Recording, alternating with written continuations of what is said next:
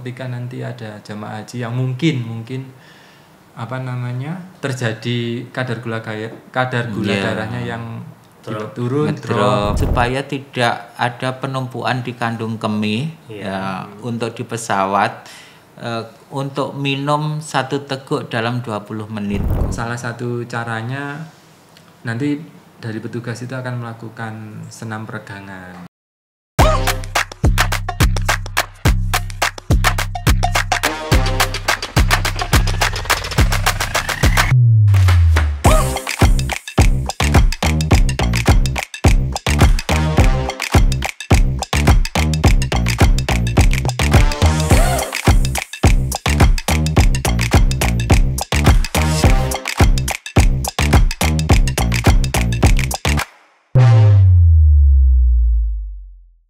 Masya Allah, tabarakallah. Assalamualaikum. Waalaikumsalam warahmatullahi wabarakatuh. Sehat ya? Alhamdulillah sehat. Luar biasa. Allahu Akbar. Allahu Akbar, luar biasa ya. Seperti yang terpampang di background kita, kali ini kita akan membahas bab kesehatan calon jamaah haji. Dan Pak Widodo serta Pak Slamet ini kebetulan adalah petugas kesehatan haji yang Pak Slamet pernah bertugas di beberapa tahun yang lalu, dan Pak Widodo ini adalah petugas yang akan berangkat. Dan beliau berdua ini adalah karyawan RSUD SLG. Mungkin bisa kenalan dulu Pak Slamet dan Pak Widodo sebelum kita membahas topik-topik yang menarik. Mungkin Pak Widodo dulu. Baik, Assalamualaikum warahmatullahi wabarakatuh. Waalaikumsalam. Mohon izin perkenalkan, nama saya Widodo. Saya bertugas di RSUD SLG sebagai perawat. Saat ini saya dinas di MPP, manajer pelayanan pasien per Februari kemarin. Baru berarti ya di MPP. Insya Allah. Sebelumnya saya di ruang Picun Ijo. Kepala ruangan gitu. Insya Allah. Kepala ruangan. Alhamdulillah. Mungkin ada lagi Pak yang biar lebih kenal. Saya pernah bertugas menjadi petugas haji tahun 2016 dan alhamdulillah bersyukur sekali tahun ini diberi kesempatan lagi untuk bertugas menjadi petugas kesehatan haji Indonesia Kloter. Kalau dulu namanya TKHI, kalau sekarang namanya TKHK. Kalau TKHI kepanjangannya apa Pak? Tenaga Kesehatan Haji Indonesia. Kalau yang sekarang Tenaga Kesehatan Haji Kloter, seperti itu. Baik, kalau gitu Pak Slamet mungkin melanjutkan perkenalan. Ya, baik, terima kasih Mas. Assalamualaikum warahmatullahi wabarakatuh. Waalaikumsalam. Selamat pagi dan salam sehat semuanya. Perkenalkan, nama saya Slamet Hidayat, perawat di RSUD Simpang 5 Ngumul Kediri, bertugas di instalasi gawat darurat, dan kebetulan alhamdulillah kemarin tahun 2023 bertugas sebagai TKHK mengawal Kabupaten Kediri, dan juga pernah di tahun yang lalu juga sama dengan Mas Wid 2016 tapi saya mengawal Kabupaten Jombang. Masih belum di Kediri ya. Iya. Berarti sudah di Kediri waktu di RSUD Pari, cuma penugasan itu kan bisa di lain tempat. Berarti nggak harus di kabupatennya. Betul. Tapi masih dalam satu embarkasi Surabaya ya, Jawa Timur. Seperti itu. Terima kasih. Ya, untuk menjadi petugas nih, bagaimana sih prosedurnya? Apakah dari instansi itu perlu ada rekomendasi atau izin dan sebagainya, terus dari kabupaten bagaimana, mungkin bisa sedikit diceritakan? Ya, baik, monggo. Baik Mas, nanti mungkin ditambahkan sama betul. Mas Wid. Ya. Sebetulnya rekrutmen seleksi ini dari pusat Mas. Ya. Terutama kita kesehatan ada dokter ataupun perawat atau profesi lainnya, farmasi, rekam medis, radiologi, itu bisa melamar di seleksi rekrutmen petugas haji. Karena ada 2, PPI Arab Saudi sama petugas di kloter itu, petugas haji di kloter, TKHK kalau kesehatannya. ada ketua kloter, ada PIHK ya Mas ya sekarang. Betul. Hanya berubah di nomenklatur aja nama. Kalau kembali ke kami TKHK kan TKHK itu yang menyertai jamaah dalam satu kloter kemanapun jamaah berangkat atau bergeser itu kita akan ikut. Di situ kalau TKHK-nya ada 2 perawat dan 1 dokter. Untuk proses seleksi tiap tahun ada dan itu pun sudah transparan, bersifat online dan ujiannya pun juga online. Itu kita daftar di aplikasi Daftarin dan kita akan mengisi di situ. Tapi yang paling penting itu harus ada izin dari instansi, Mas. Betul sekali. Harus ada izin. Karena kalau tanpa izin itu kita tidak akan bisa daftar meskipun kita sudah bisa buat akunnya Mas, karena nanti surat izin instansi itu dan beberapa surat keterangan pengalaman kerja itu akan kita upload di situ sehingga nanti setelah upload ini sekilas saja nanti akan ada seleksi karena seleksinya lumayan banyak ya Mas, ada seleksi administrasi, seleksi mungkin nanti kita bisa jelaskan ujian juga ya gitu sekilas seperti itu mungkin ditambahkan sama Mas Wid untuk proses seleksi. Baik, terima kasih. Untuk tahun ini memang berbeda dengan tahun-tahun sebelumnya karena proses seleksinya lebih ketat ya. Pertama setelah kita mengupload berkas mulai dari daftar diri, kurikulum vitae, terus izin instansi.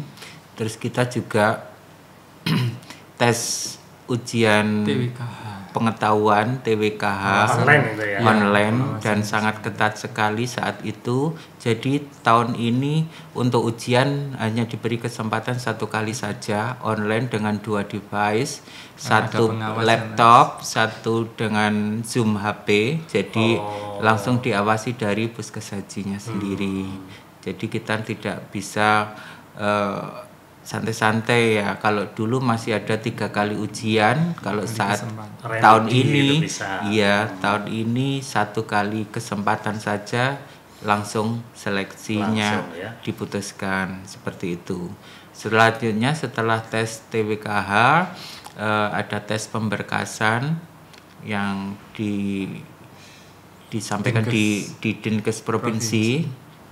Terus setelah itu masih proses seleksi lagi dari pemberkasan itu, jadi prosesnya belum berhenti sampai di situ. Jadi masih ada pengurangan lagi seleksinya, tahap seleksi itu. Setelah ada pengumuman lagi baru ada pemanggilan bimbingan. Kalau misalnya lolos dari pemberkasan, kita ada pengumuman pemanggilan BIMTEK. Kemarin jadwalnya memang berbeda dengan tahun-tahun sebelumnya. Jadi kita bimbingan terintegrasi dahulu, baru bimbingan untuk masing-masing PPH. Iya betul. Jadi kemarin memang terjadwal bimbingan terintegrasi di asrama haji bersama bapak-bapak dari Kemenak. Terus selanjutnya kita bimbingan di kompetensi di Mornajati Lawang seperti itu. Itu Jawa Timur ya. Iya. Berarti ada peran yang cukup vital nih dari instansi dari RSUD SLG tentunya itu sangat diperlukan untuk izin sekali. Dan pada kesempatan saat ini ya saya mau mengucapkan terima kasih sekali kepada Bapak Direktur selaku pimpinan kami sudah memberikan izin untuk mengikuti seleksi. Betul. Padahal nanti seleksi itu belum tentu lulus juga. Tapi yang penting izinnya itu. Paling utama memang izinnya untuk dari instansi ya, dari Bapak Direktur sudah memberi kesempatan untuk kami mencoba ya, artinya mendaftar mengikuti seleksi ini seperti itu. Berarti RSUD SLG ini secara tidak langsung maupun secara langsung kan berperan aktif ya dalam ikut serta menjaga kualitas kesehatan khususnya para jamaah haji seperti itu kan. Ini kebetulan nyambung banget nih berhubungan dengan itu kebijakan pemerintah terkait kesehatan haji. Nah, peran RSUD SLG ini kan tadi secara langsung sudah dijelaskan oleh Pak Wid bahwa memberikan izin kepada stafnya, kepada pegawainya untuk bisa ikut serta secara langsung menjadi TKHK seperti itu. Selain itu rumah sakit seperti kita ini kan kebetulan kita membuat podcast ini karena kita berpikir bahwa ibadah haji ini adalah selalu ada rukun Islam nomor 5 yang selalu ada setiap tahun dilaksanakan sepanjang masa sampai dengan akhir zaman seperti itu. Artinya upaya promotif dan preventif yang kita lakukan, makanya kita adakan podcast ini seperti itu ya. Nah, berkaitan dengan itu kebijakan pemerintah sudah match sesuai bahwa ada upaya yang sifatnya kuratif, ada yang promotif preventif. Maka dari itu mungkin nanti akan lebih jauh lagi akan saya kupas tuntas mengenai seperti apa sih peranannya para tenaga kesehatan, baik mulai dari persiapan ketika pemberangkatan dan sampai dengan di sana. Maka dari itu saya ini sengaja nih style saya ini sengaja nggak saya cukur ini sebenarnya biar cocok gitu ya. Masya Allah tabarakallah gitu. Biar cocok, biar sesuai gitu ya. Walaupun agak kelihatan berantakan. Tapi kan paling tidak kan kayak orang di tempat di Arab gitu ya. Betul. Kami nanti juga akan beradaptasi dengan Abah ini. Ini sebenarnya biar hangat loh. Di sana kadang kan dingin gitu. Biar hangat. Baik, langsung saja kita mungkin masuk ke tema bahwa yang dilakukan tenaga kesehatan untuk menjaga kesehatan para jamaah itu kan ada 3 tahapan ya. Mulai dari masa tunggu, kemudian keberangkatan sampai dengan di sana. Ya.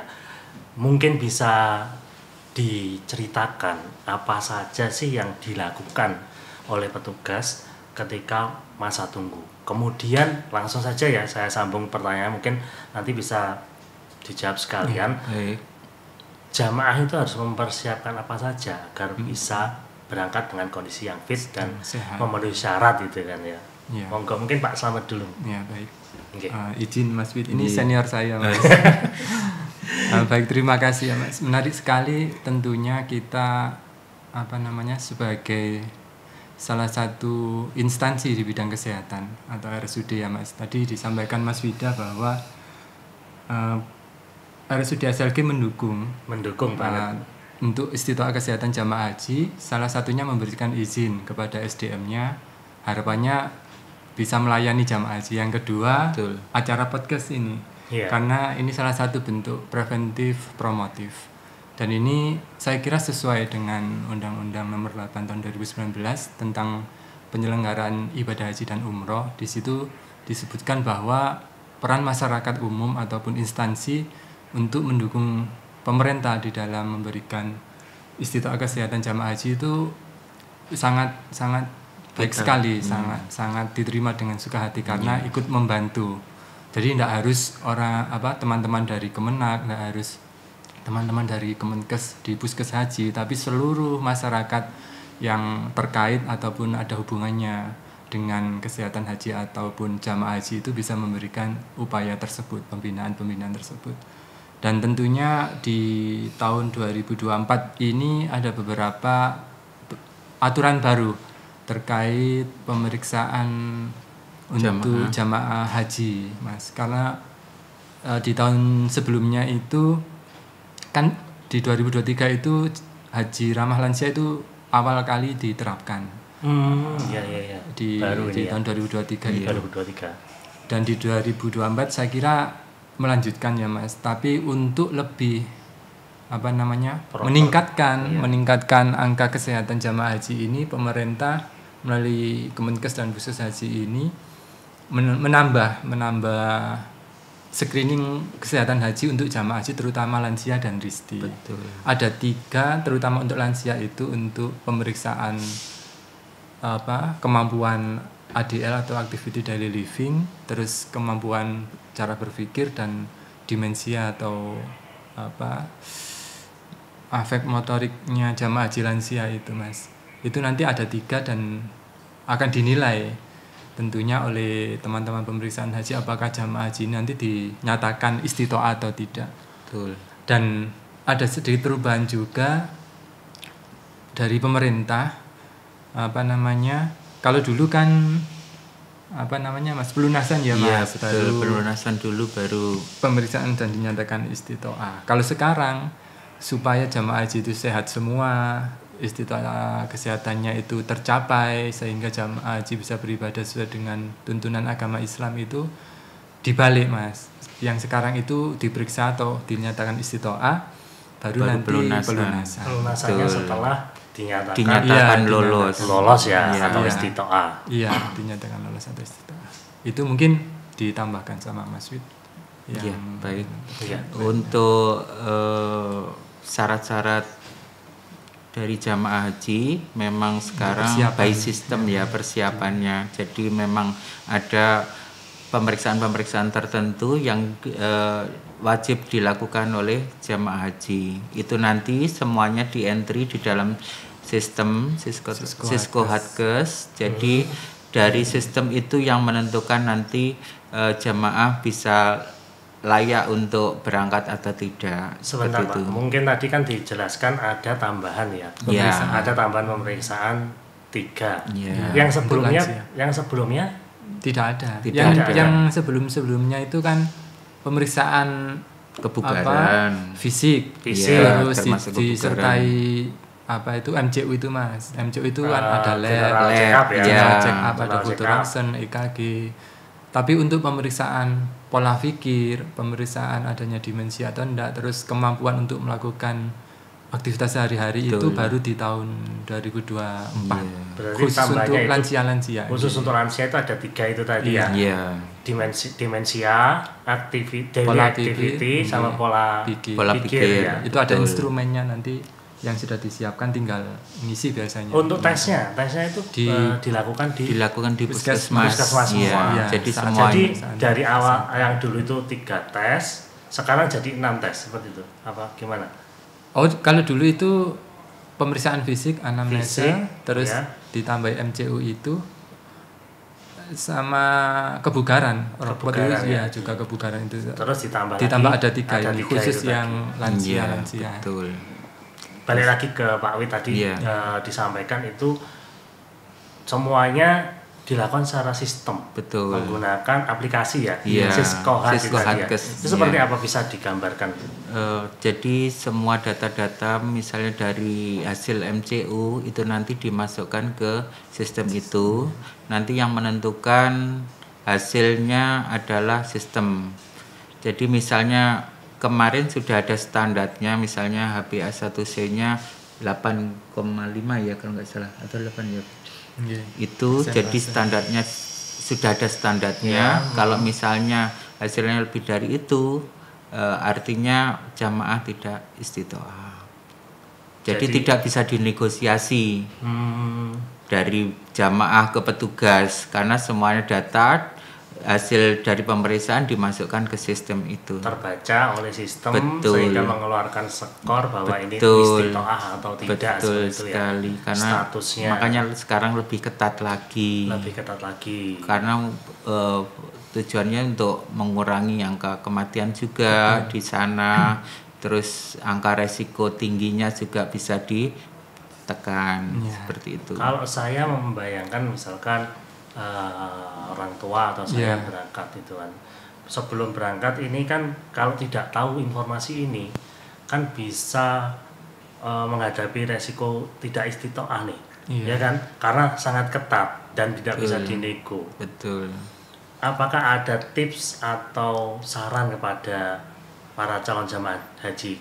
Walaupun ini kebetulan sudah mepet ya, mungkin untuk yang tahun-tahun berikutnya melihat video kita bisa mempersiapkan dengan lebih dini seperti itu supaya tidak sudah mepet waktunya tes ternyata semuanya belum tersiapkan. Itu ada. Sebenarnya sebelum dilakukan tes ya dari puskesmas sudah ada pemberitahuan, jadi sudah ada persiapan jauh-jauh hari sebelumnya. Nanti ada tesnya itu ditentukan kapan, jadi untuk jamaah bisa mempersiapkan sejak dini, minum obat teratur, olahraga dan lain sebagainya. Artinya sudah aware terhadap kondisi kesehatannya. Misalnya ada yang tensinya tinggi atau gula darahnya sangat tinggi, itu nanti bisa dikondisikan lah. Artinya dikondisikan misalnya beberapa bulan sebelumnya dengan treatment yang rutin, pola makan dan lain sebagainya. Jadi pas ada tes, dilakukan MCU, kondisinya sedang stabil, alhamdulillah. Jadi bisa sebagai sarana untuk lolos menjadi jamaah. Jadi sudah istitoah seperti itu. Artinya ada stand waktu ya. Memang Mas, Rikes itu saat ini kan kita estimasi gelombang 1 itu kan tanggal 13 Mei ya. Untuk berangkat. Saat ini jamaah haji sudah tidak ada pemeriksaan kesehatan apapun, Mas. Itu sudah beberapa bulan sebelum ada pembukaan untuk plotting jamaah haji yang akan berangkat. Karena kan istilahnya begini, yang awal dulu itu kan dari mana jamaah haji tahu dan harus persiapan kalau misalkan di tahun 2024 ini akan berangkat. Itu kan setiap jamaah haji punya nomor porsi dan punya estimasi keberangkatan. Nah, dari data itu nanti akan pemberitahuan dari Kemenak siapa-siapa yang akan berangkat di tahun ini. Nah, itu kalau sudah fix, nah itu sebaiknya jamaah, tapi sebelumnya seharusnya sudah persiapan ya kesehatan karena sudah mendaftar haji, dan biasanya jamaah haji tahu kok kira-kira akan berangkat tahun kapan. Estimasinya sudah ada. Setelah itu di puskesmas itu ada 2 tahapan, Rikes pemeriksaan kesehatan pertama dan pemeriksaan Rikes kedua. Rikes pertama itu untuk menentukan jamaah risti dan non risti. Semua, tidak harus lansia, semua jamaah, semua usia itu ditentukan. Nanti ada pemeriksaannya dan ada keluar hasil risti dan non risti. Itu di Rikes pertama. Selanjutnya nanti ada Rikes kedua, pemeriksaan kesehatan kedua itu. Di Rikes kedua nanti itu tadi salah satunya ada tambahan 3 untuk khusus lansia ya. Terus yang risti juga betul. Terus mohon maaf ini risti itu mungkin ada yang bertanya risiko tinggi. Risiko tinggi itu punya penyakit riwayat bawaan kayak kronis diabetes mellitus atau kencing manis, seperti itu. Asma atau penyakit paru-paru, sesak nafas gitu. Artinya sudah ada kriteria ya. Iya. Terus terakhir Rikes itu akan dilakukan ketika jamaah haji sudah di embarkasi untuk menentukan layak terbang atau tidak gitu. Sebelum terbang juga dicek lagi. Dicek lagi. Masih ada tahapan pemeriksaan lagi nanti waktu di embarkasi. Seketat itu. Iya. Kalau untuk saat ini sambil menunggu, kalau jamaah haji Kabupaten Kediri gelombang 2 ya Mas. Kira-kira ya kita persiapan kesehatan saat ini saya kira karena semua sudah melalui proses pemeriksaan kesehatan dan dinyatakan lolos. Tapi masih ada terakhir nanti tetap ada pemeriksaan tahap 3. Jadi pada masa tunggu pemberangkatan ini selain dilakukan manasik haji, manasik ibadahnya juga kita melakukan pembinaan kesehatan. Artinya kita juga prepare ya kepada jamaah supaya menyiapkan diri. Pertama dengan cara kita latihan jalan 30 menit per hari aja gitu. Jadi kita karena nanti di sana kan ibadahnya ibadah fisik ya. Jadi sejak dini fisik jamaah baik jamaah maupun petugas terutama harus disiapkan. Artinya kita perlu latihan sebelumnya, jadi biar nanti pelemasan otot dan lain sebagainya nggak kaget. Kalau di sana nanti perlu, kita kan nggak tahu nanti tendanya berapa kilometer dari tempat lempar jumroh, maktabnya berapa kilometer dari itu. Lah seperti itu. Artinya kondisi-kondisi fisik ini memang harus diupayakan fit pada saat ibadah di Tanah Suci, terutama yang kita gelombang 2 ini nanti langsung sampai sana kan langsung di Mekah ya, jadi langsung ibadah wajib ya, artinya itu nanti sangat mempengaruhi sekali terhadap kondisi-kondisi kesehatan.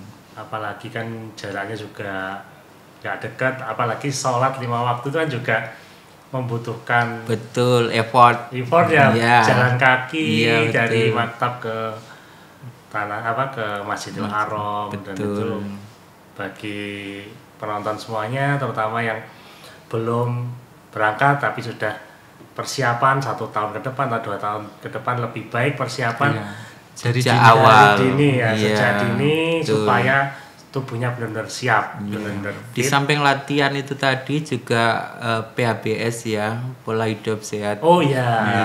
Jadi itu memang harus ditekankan sejak dini, mulai mencuci tangan, baik masih di rumah, nanti di asrama haji juga, di dalam pesawat maupun di dalam maktab atau pas waktu ibadah di Tanah Suci. Jadi ini tadi udah penjelasan waktu tunggu ya sebelum berangkat. Mungkin ada lagi yang belum disampaikan biar semuanya itu tahu. Sebelum itu mungkin persiapan lagi ya. Saya tambahkan, jadi untuk jamaah-jamaah yang memiliki riwayat penyakit tertentu supaya menyiapkan diri untuk membawa obat-obatan khusus yang biasa dikonsumsi. Jadi memang kita nanti juga menyediakan obat-obatan waktu di Tanah Suci ya. Tapi kalau misalnya berbeda dan jamaah sendiri punya kebiasaan minum obat cocoknya minum obat tertentu, jadi daripada nanti beresiko ya, mending dipersiapkan sejak dini obat-obatan yang biasa dikonsumsi sesuai jumlah hari di sana. Tetap bawa supaya lebih cepat juga kan ya. Iya. Butuh cepat, nggak harus mendatangi posko kesehatan atau mencari petugas kesehatan. Bagi yang diabetes yang biasa memakai insulin juga tetap dibawa juga. Wajib iya. Jadi enggak ada masalah, nanti ada pemeriksaan asal nanti dari puskesmas dibawakan pengantar format ya. Nanti semuanya obat-obatan yang mau dibawa itu nanti ditulis di situ untuk diperiksa di KKP-nya, nanti dimintakan stempel di sana bahwa ini bisa lolos melewati embarkasi. Siap. Itu. Baik, ini saya ngomong penasaran nih. Seragamnya supaya nanti saya kalau haji itu tahu petugas kesehatan itu yang mana, yang seperti ini. Ini bawa ya, bisa ganti baju nggak ini ya? Insya Allah bisa. Bisa ya? Bisa. Karena memang ada seragam khusus nanti yang dipakai petugas itu untuk supaya jamaah haji tahu.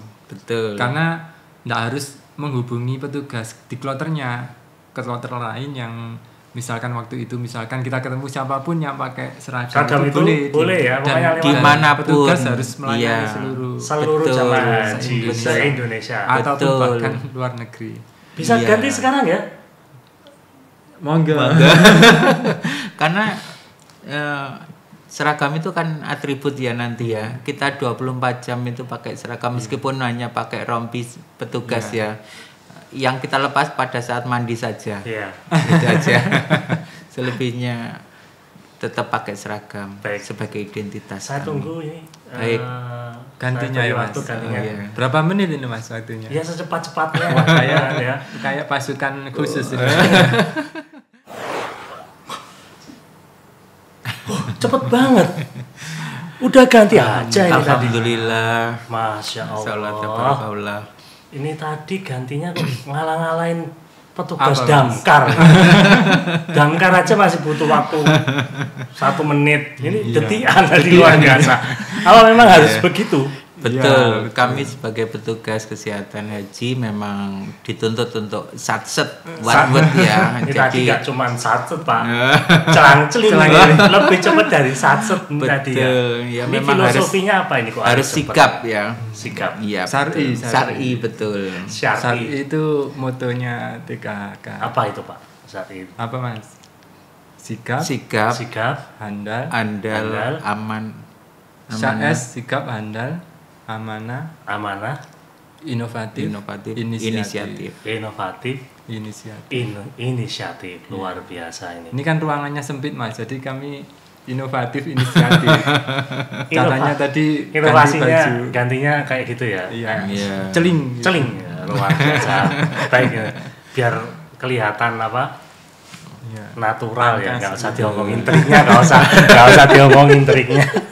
Oke, kita balik lagi ke pembahasan kesehatan haji gitu kan. Tadi kan sudah dijelaskan di waktu tunggu, kemudian masa keberangkatan. Yang saya tahu, jamaah haji itu kan dikumpulkan di asrama haji sebelum ke bandara ya. Iya. Itu berapa lama kemudian apa yang dilakukan oleh tenaga kesehatan sampai kemudian berangkat di bandara Juanda. Ya silakan Mas. Pak Awid mungkin. Kebetulan nanti untuk kloter Kediri ya. Kloter Kediri kan gelombang 2, alhamdulillah kami diberi kesempatan untuk mengawal kloter 73 yang insya Allah berangkat pada tanggal 31 Mei. Iya, artinya sebelum itu sudah persiapan keberangkatan di Pemkab. Ya. Kalau khusus petugas haji, petugas kloternya minimal 5 jam sebelum jamaah datang kita sudah ada di embarkasi di asrama haji. Betul. Standby di sana untuk menyambut jamaah haji dari kabupaten atau daerah. Seperti itu. Persiapan selanjutnya bagi kami sebagai petugas haji yaitu berkoordinasi dengan petugas KKP ya, artinya untuk manifestasi dari jamaah haji yang akan kami kawal, berapa jumlah resiko tingginya, berapa jumlah seluruh yang perlu perhatian, seperti itu. Pendataan gitu. Pendataan, baik. Terus setelah itu pendataan obat-obatan yang dibawa juga, dibawa jamaah haji, terus untuk barang-barang bawaan lainnya.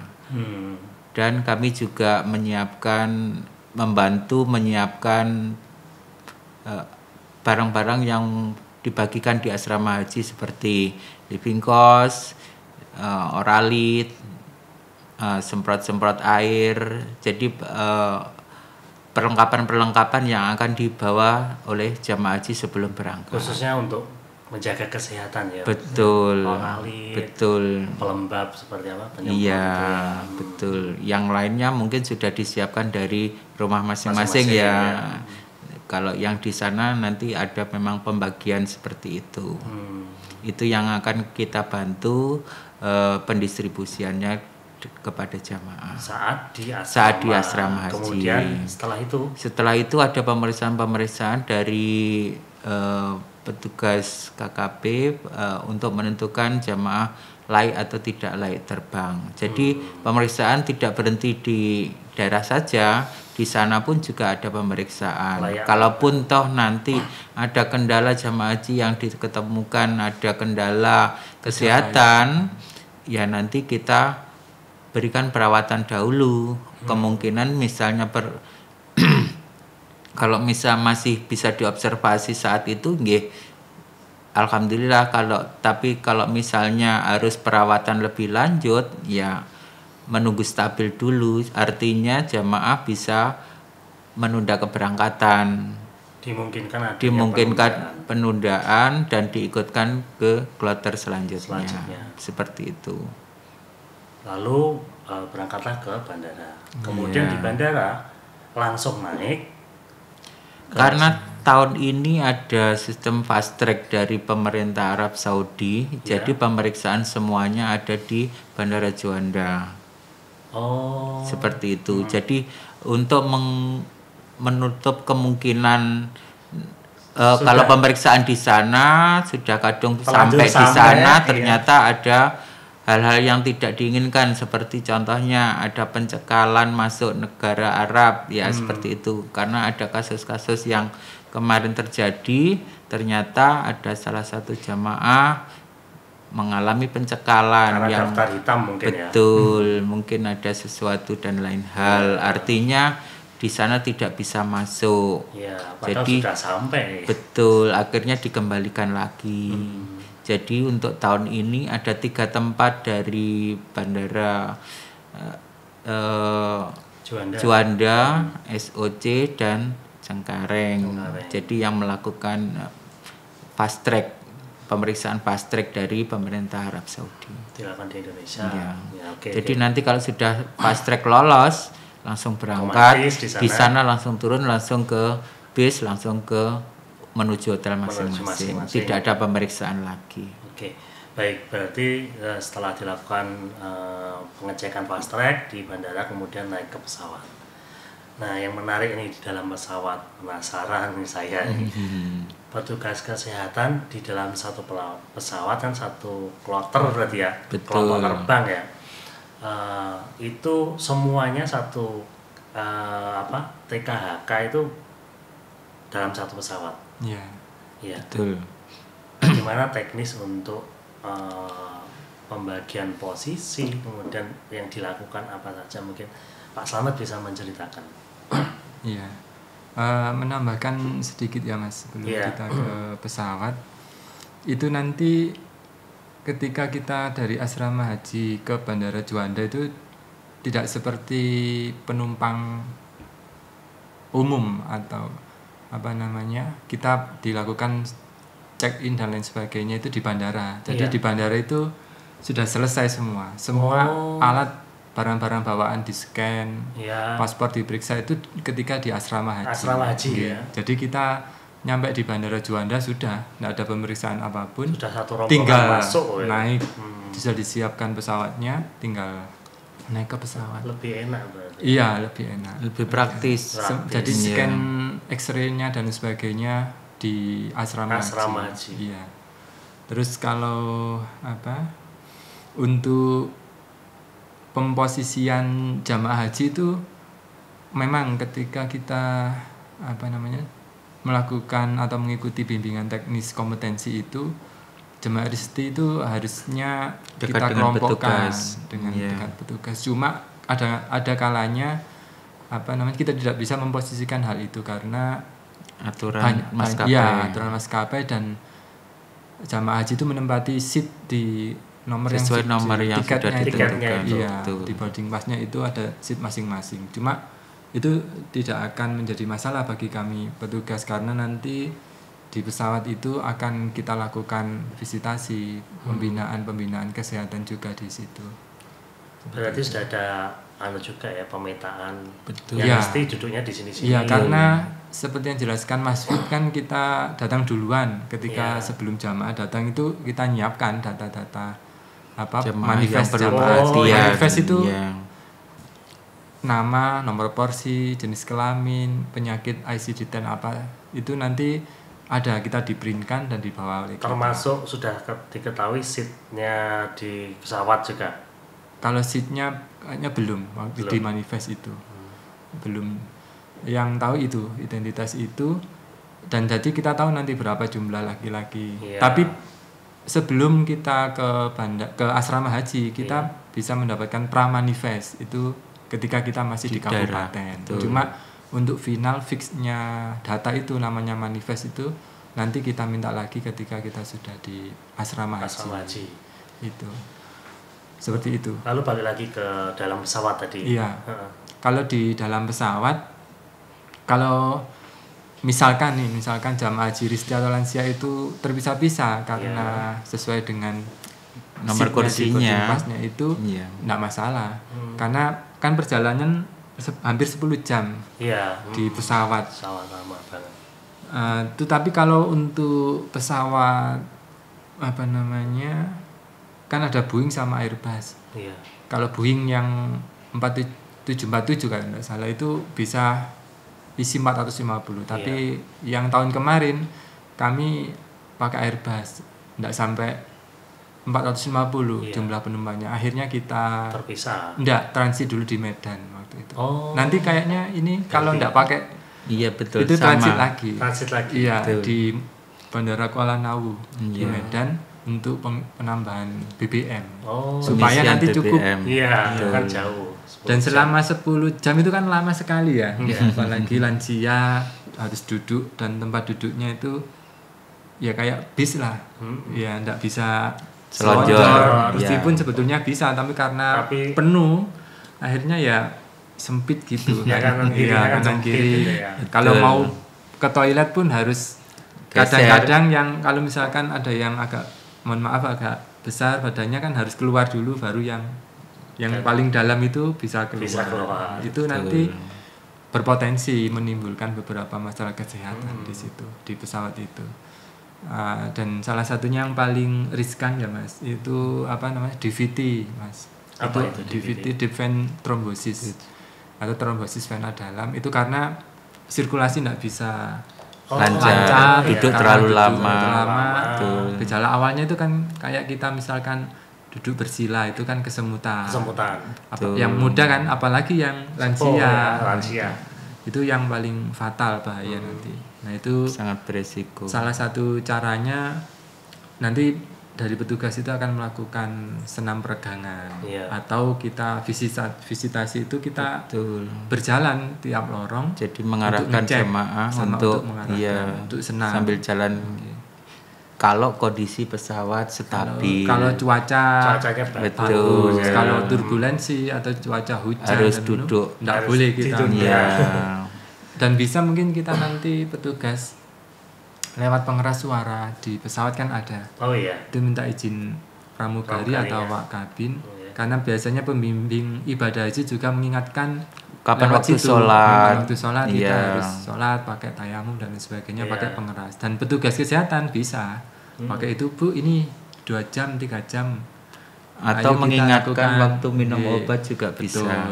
Betul. Iya. Jadi memang sebelum berangkat kita memang sudah koordinasi dengan awak kabin pesawat ya, namanya pulser itu. Jadi kita koordinasi, kita saling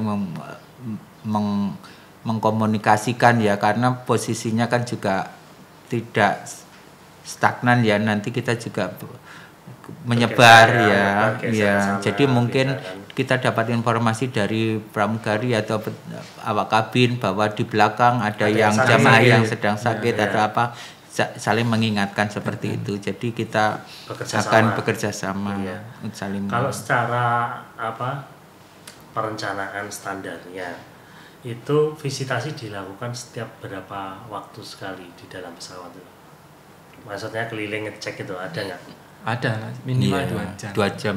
Ya sama ketika kita naik mobil perjalanan jauh, kan istirahat minimal 2 jam lah di rest area. Ya itu supaya kalau kita kalau mengendarai mobil enggak ngantuk dan lain sebagainya. Kalau di pesawat untuk mencegah DVT supaya badan bugar, dan kita juga supaya tahu ketika nanti ada jamaah haji yang mungkin terjadi kadar gula darahnya yang turun drop karena mungkin beliaunya yang sudah tua, minum obat teratur tapi makannya di pesawat kurang begitu banyak gitu, akhirnya itu sehingga minimal 2 jam itu untuk peregangan. Tapi kalau misalkan ada kondisi khusus ya kita tidak melihat waktu, ditunda sesuai dengan kondisi cuaca seperti itu. Jadi kita juga saling mengingatkan terhadap para jemaah yang untuk aware terhadap kanan kirinya sesama jamaah. Mungkin ada sampingnya yang kok tidur tidak bangun-bangun terus keringat dingin atau apa, memang harus segera dilaporkan. Ada keluhan apapun. Karena kan kadang lansia di diam sampingnya itu aja. Bukan saudara, ya kenal cuma bukan saudaranya, bukan apa-apanya kan.